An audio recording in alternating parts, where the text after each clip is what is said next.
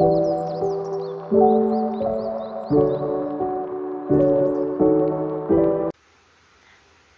Assalamualaikum warahmatullahi wabarakatuh. Perkenalkan, nama aku Fauzi Aldini.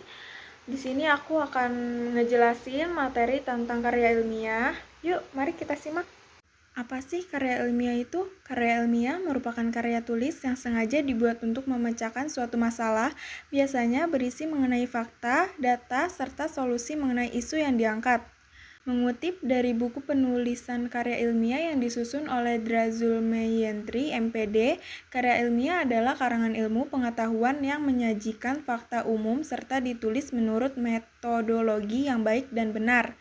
Maksud dari penulisan karya ilmiah sendiri untuk berkomunikasi dengan orang lain tentang ilmu. Di sini ada ciri-ciri karya ilmiah.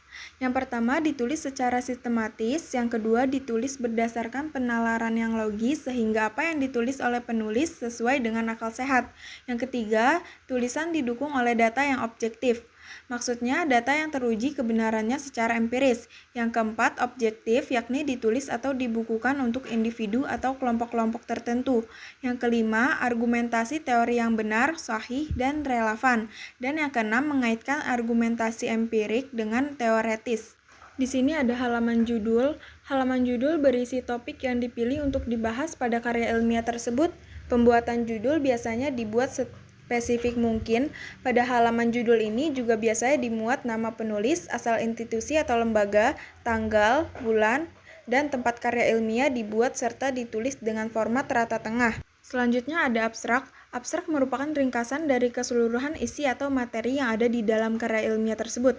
Abstrak sendiri dimaksudkan untuk menjelaskan kepada pembaca secara ringkas dan cepat. Selanjutnya ada pendahuluan.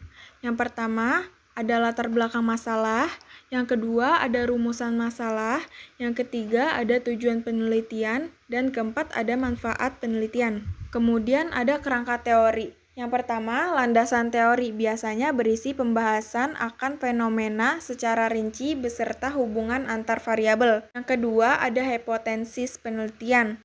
Hipotesis penelitian merupakan kesimpulan sementara berdasarkan kerangka pemikiran sebelum dilaksanakan suatu penelitian. Selanjutnya, metode penelitian. Di sini ada jenis penelitian, definisi konsep dan operasional variabel, populasi dan sampel penelitian, jenis sumber dan teori pengumpulan data, dan yang terakhir ada teknik analisis pengujian data.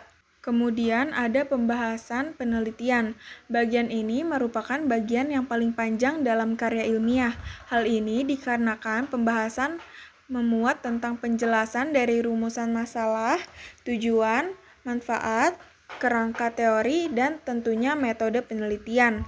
Adapun bagian yang perlu dijelaskan diantaranya yaitu yang pertama, ada gambaran umum objek penelitian, kedua, deskripsi hasil penelitian, ketiga, pengujian hipotesis, dan yang keempat, ada interpelasi hasil pengujian hipotesis. Selanjutnya ada penutup. Yang pertama, kesimpulan, yang kedua ada saran. Kesimpulan dalam karya ilmiah terletak di bagian akhir. Pada bab ini biasanya memuat pendapat dari karya ilmiah yang telah dibuat oleh peneliti atau penulis. Yang kedua, pada bagian saran, peneliti atau penulis dapat memberikan saran berupa pesan-pesan. Tujuannya untuk mengarahkan peneliti yang hendak melakukan penelitian yang sama, sehingga dapat berjalan dengan lebih efektif. Dan yang terakhir ada daftar pustaka. Daftar pustaka sendiri merupakan sebuah daftar yang memuat sumber informasi atau referensi teori yang digunakan oleh peneliti atau penulis dalam penelitiannya. Dalam penulisannya ada formatnya tersendiri, yaitu dimulai dari nama penulis buku yang dikutip, judul tulisan, nama penerbit buku atau karya akademik, identitas, dan waktu terbit. Mungkin itu saja materi yang aku bahas. Semoga bisa untuk dimengerti dan bermanfaat untuk kalian semua. Terima kasih. Wassalamualaikum warahmatullahi wabarakatuh.